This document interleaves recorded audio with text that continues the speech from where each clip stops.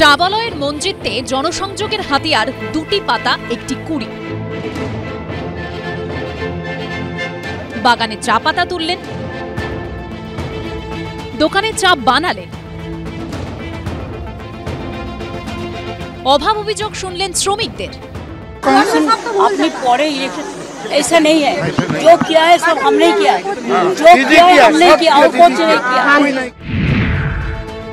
বুধবার সকালে জলপাইগুড়ির চালসার হোটেল থেকে বেরিয়ে আইভিল চা বাগানে যাওয়ার পথে মুখ্যমন্ত্রীর দেখা হয় স্কুল পড়ুয়াদের সঙ্গে।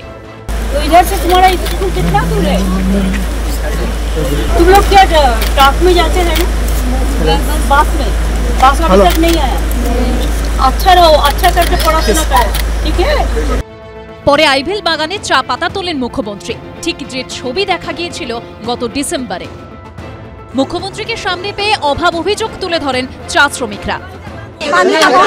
पानी मिल जाएगा आहिस्ता आहिस्ता, थोड़ा इंतजार करो, आहिस्ता आहिस्ता। बागान का परिस्थिति बहुत खराब है, फैक्ट्री भी बंद हो गया, हम लोग क्या करके खाएगा बोलिए। बीजेपी सरकार बंद कर दिया, तो मैं वो लोगों को आज बुलाया।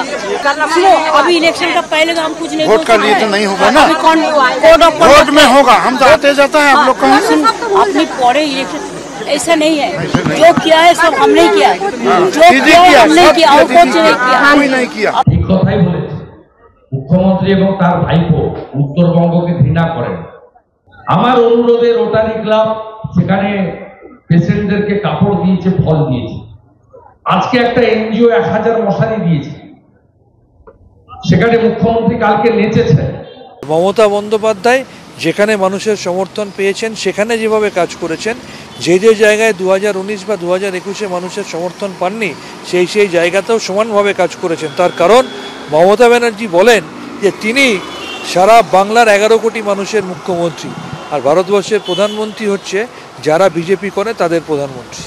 পথে একটি মুদিখানায় কেনাকাটা করেন মুখ্যমন্ত্রী। মঙ্গলবাড়িতে চায়ের দোকানে ঢুকে চা বানান। প্রশাসন সূত্রে খবর, জলপাইগুড়িতে বহু ব্যক্তিগত চা বাগান বন্ধ, কাজ হারিয়েছেন 10 লক্ষ শ্রমিক। 2015 সালে একটা ইনস্ট্রাকশন দিয়েছিল tea board, government of India,